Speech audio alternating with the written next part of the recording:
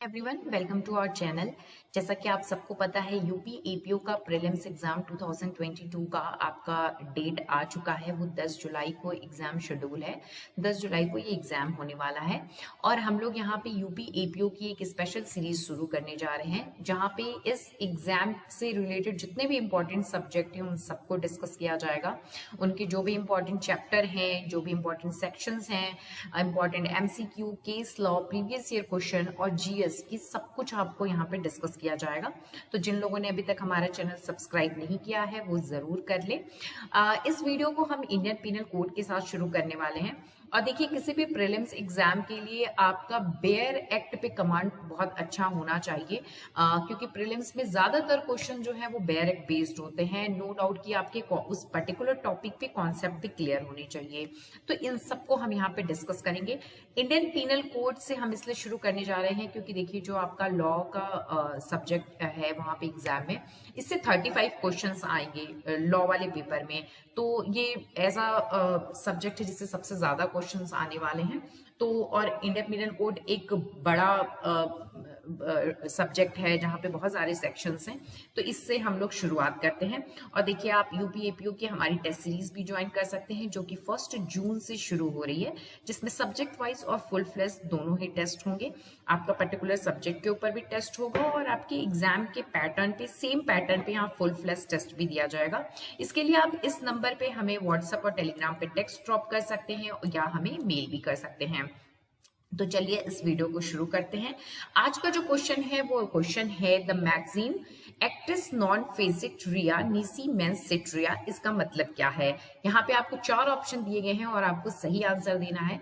इसका सही आंसर मैं आपको वीडियो के एंड में दूंगी। तो चलिए इस वीडियो को आज शुरू करते हैं। सबसे पहले हम लोग यहाँ पे आईपीसी का डिस्कस करने वाले हैं, चैप्टर 4, जो कि जनरल एक्सेप्शन है। ये एक बहुत ही इंपॉर्टेंट चैप्टर है और प्रीलिम्स में इससे क्वेश्चंस आते ही आते हैं। और इस चैप्टर में सारे ही सेक्शन, लगभग आपके सारे ही सेक्शन बहुत ज्यादा इंपॉर्टेंट है। तो इनको हम यहाँ पे डिस्कस करेंगे। आज इस वीडियो में हम मिस्टेक ऑफ लॉ और मिस्टेक ऑफ फैक्ट को डिस्कस करने वाले हैं। तो देखिए, यहाँ पे सबसे पहले 2 मैगजीन दिया हुआ है। मैगजीन भी आपको कभी कभी पूछ लिए जाते हैं प्रीलिम्स एग्जाम में, तो आप इनको भी जरूर ध्यान से देखिएगा। इग्नोरेंसिया लेगिस नेमिनेम एक्सिक्यूजेंट, ignorance of law excuses no man, जिसका मतलब होता है इग्नोरेंसिया फैक्टी एक्सिक्यूजेंट, इग्नोरेंसिया जूरिस नॉन एग्जीक्यूटेंट, जिसका मतलब होता है इग्नोरेंस ऑफ फैक्ट एक्सक्यूजेस लेकिन इग्नोरेंस ऑफ लॉ एक्सक्यूजेबल नहीं है। अब इग्नोरेंस ऑफ लॉ एक्सक्यूजेबल क्यों नहीं है, इसका जो रीजन है, इसका जो लॉजिक है वो बहुत सिंपल सा है कि लॉ ये प्रिज्यूम करता है कि हर इंसान को लॉ पता होना चाहिए। क्योंकि देखिए, अगर इसको डिफेंस दे दिया गया तो कोर्ट में आने वाला हर व्यक्ति बोलेगा कि उसको जो है लॉ नहीं पता था वो ऑफेंस करते समय, वो एक्ट करते समय, और प्रोसिक्यूशन के लिए बड़ी समस्या हो जाएगी इस चीज को प्रूव कर पाना कि आप जो एक्ट कर रहे थे उस समय में आपको वो लॉ पता था कि नहीं पता था। इसीलिए जो है मिस्टेक ऑफ लॉ को डिफेंस नहीं दिया गया है जनरल एक्सेप्शन के अंदर। मिस्टेक ऑफ फैक्ट को क्यों दिया गया है, तो देखिए, मिस्टेक का क्या मतलब होता है। मिस्टेक का मतलब होता है इग्नोरेंस ऑफ रिलेवेंट फैक्ट। ये जो रिलेवेंट फैक्ट होते हैं इसमें बिलीव्ड फैक्ट भी होते हैं, मतलब हम कुछ चीज देख रहे हैं और हमें वो चीज रियल लग रही है, ऐसा हम मान रहे हैं कि हमें रियल लग रही है, जबकि एक्चुअली में वो रियल नहीं है।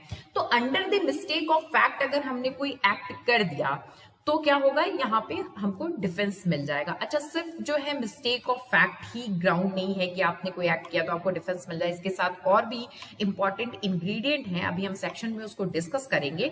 तो मिस्टेक ऑफ फैक्ट जो है वो एक्सक्यूजेबल है। अब देखिए, इसको हम डिटेल से डिस्कस करते हैं। चलिए, इसमें सबसे इंपॉर्टेंट जो सेक्शन है वो 2 सेक्शन है जिससे जनरली क्वेश्चंस आते हैं आपको प्रीलिम्स में, वो है 76 और 79। 76 और 79 में सब कुछ कॉमन है, एक वर्ड को छोड़ के, उसको अभी हम लोग डिस्कस करेंगे। देखिए, 76 में दिया गया है कि कोई भी पर्सन अगर कोई ऑफेंस करता है under the mistake of fact, not by reason of mistake of law. यहाँ पे क्लियरली मेंशन कर दिया गया है कि मिस्टेक ऑफ लॉ के अंडर अगर आप हैं तो आपको यहाँ पे कोई डिफेंस नहीं दिया जाएगा। दूसरा इंपॉर्टेंट इंग्रेडिएंट है गुड फेथ, मतलब कि एक्टिस रियस यहाँ पे आपका उतना इंपॉर्टेंट नहीं है जितना इंपॉर्टेंट आपका मेंस रिया है। आप वो एक्ट करते समय बैड इंटेंशन से कर रहे थे या गुड फेथ में कर रहे थे, ये बहुत इंपॉर्टेंट इंग्रेडिएंट है इस सेक्शन का, जिसको आपको ध्यान में रखना है। गुड फेथ क्या होता है? देखिए आपका सेक्शन 52 इंडियन पीनल कोड के अंदर ये डिफाइन किया गया है कि जब कोई इंसान कोई एक्ट विद ड्यू केयर और कॉशन के साथ करता है तो उसको गुड फेथ में करना कहते हैं। तो यहाँ पे तीन बहुत इंपॉर्टेंट चीज है कि आप कोई act under the mistake of fact कर रहे हैं, गुड फेथ में कर रहे हैं, and believes himself to be bound by law to do it. आपको ऐसा लगता है कि आप बाउंड बाय लॉ हैं ये करने के लिए। बाउंड बाय लॉ का मतलब होता है कि legal duty to do something, आपके वो लीगल ड्यूटी थी करना, इसलिए आपने वो एक्ट किया। अब देखिए यहाँ पे दो इलस्ट्रेशंस दिए गए हैं, ये आपके बेयर एक्ट में ही है और कभी कभी इनसे भी क्वेश्चंस पूछ लिए जाते हैं। तो यहाँ देखिए लिखा है, सबसे पहला इलस्ट्रेशंस देखते हैं। A soldier fires on a mob by the order of a superior officer. तो यहाँ पे ए जो है वो मॉब पे फायर करता है क्योंकि यहाँ पे सुपीरियर ऑफिसर का ऑर्डर रहता है, मतलब कि उसकी यहाँ पे लीगल ड्यूटी है। तो अगर वो ऐसा कर रहा है तो ए ने कोई ऑफेंस कमिट नहीं किया है।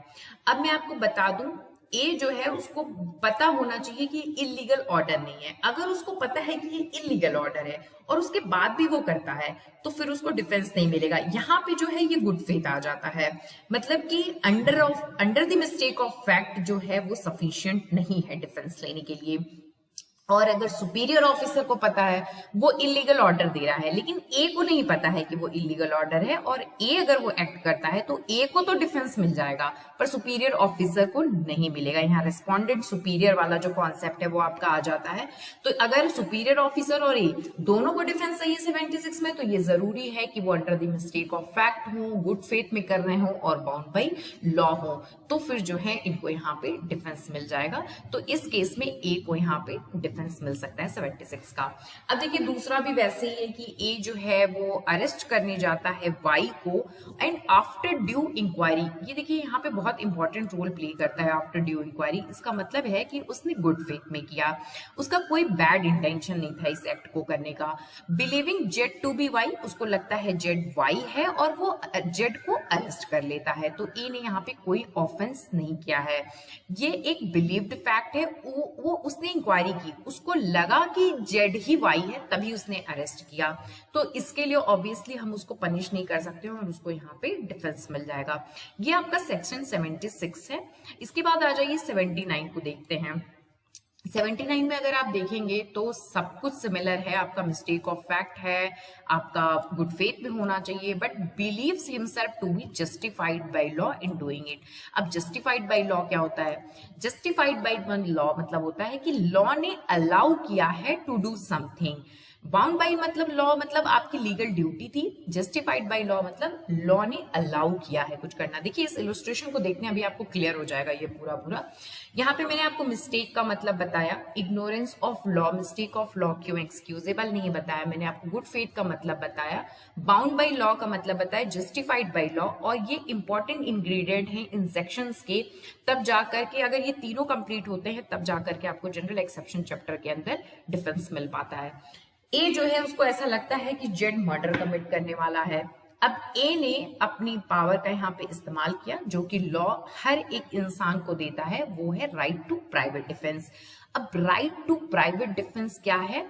आपको लॉ ने अलाउ किया है ये करना, तो आप अगर अपने प्राइवेट डिफेंस का इस्तेमाल करते हैं और उसने सीज कर लिया जेड को और उसके बाद उसने प्रॉपर अथॉरिटीज को हैंड ओवर कर दिया जेड को, तो यहाँ पे ए का क्या जो एक्ट है वो जस्टिफाइड बाय लॉ है, क्योंकि ये पावर उसको लॉ ने दिया है कि वो अपनी जान बचाने के लिए अगर उसको लगता है कि उसकी जान खतरे में तो वो सेल्फ डिफेंस का इस्तेमाल कर सकता है यहाँ पे।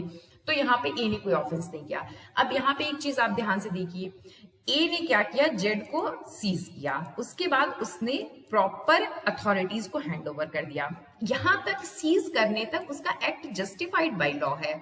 जैसे ही उसने जेड को जो है वो उसके साथ में कुछ ब्रूटली एक्ट कर रहा है, उसको मार पीट रहा है, उसको उसने बंधक बना के रखा है, ज्यादा दिन तक उसने किसी को इन्फॉर्म नहीं किया है, किसी अथॉरिटी को, उसने उसको एक घर में बंद कर दिया है, तो लॉ जो है आपको ये परमिशन नहीं देता है कि आप किसी को किसी के एक्ट के लिए पनिश करो, उसके लिए लॉ है, लॉ की अथॉरिटीज है।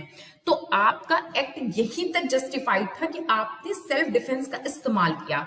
इसके आगे अगर आप जेट को खुद पनिश करते हैं तो ये एक्ट जस्टिफाइड बाय लॉ नहीं है, तो इसके बाद आपको डिफेंस नहीं मिलेगा। लेकिन यहाँ पे इसने क्या किया, बाकायदा एक प्रोसीजर फॉलो की, जेट को सीज किया, प्रॉपर अथॉरिटीज को बुलाता है या वहां लेके जाता है और जेट को वहां पे हैंड ओवर कर देता है। इसीलिए इसको 79 में जो है वो डिफेंस मिल जाता है। तो देखिए 76 और 79 में यही चीजें इंपॉर्टेंट हैं। इलस्ट्रेशंस देख लीजिए, इनके इंपॉर्टेंट इंग्रेडिएंट्स और इनका मतलब क्या होता है। इनसे रिलेटेड जो केस लॉ है इस पूरे चैप्टर 4 पे, जनरल एक्सेप्शन पे, सारे सेक्शन से रिलेटेड जो केस लॉज हैं उसको हम अगली वीडियो में डिस्कस करेंगे। इसके बाद देखिए यहाँ पे 2 सेक्शन और है, 77 और 78। 77 जो है वो जजेस के लिए है, जब वो अपनी जुडिशियल पावर का इस्तेमाल करते समय गुड फेथ में कोई भी जो है एक्ट करते हैं तो उनको भी यहाँ पे जो है प्रोटेक्शन मिली हुई है, उनको 77 में डिफेंस मिलता है।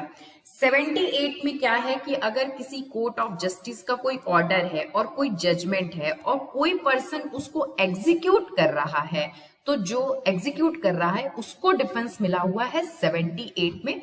बाकी इसका सेकंड पार्ट बहुत इंपॉर्टेंट है कि कोर्ट के पास में वो ऑर्डर देते समय या वो जजमेंट देते समय जुरिडिक्शन होना चाहिए।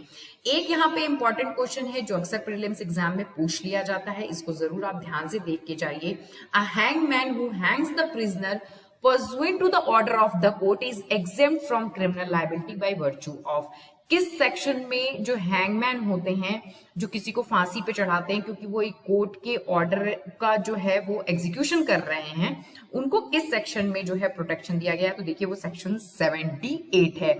ये जो है आपके प्रीलिम्स एग्जाम में जनरली ये क्वेश्चन पूछा जाता है, तो इस क्वेश्चन को भी आप ध्यान से देख के जाइए।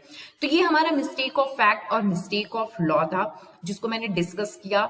आपके इसमें जो है इंपॉर्टेंट सेक्शन यही है और इसको आप जरूर ध्यान से देख के जाइए, प्रीलिम्स एग्जाम में इससे क्वेश्चंस आ सकते हैं। और देखिए आज का जो हमारा क्वेश्चन था कि इस मैगजीन एक्टस नॉन फेसिट रिया निसीमेंसिट रिया का मतलब क्या होता है, तो इसका सही आंसर बी है, there can be no crime without a guilty mind. अब हम नेक्स्ट वीडियो में मिलेंगे जहां पे हम आपसे जनरल एक्सेप्शंस के बाकी सेक्शंस को डिस्कस करेंगे। Thank you.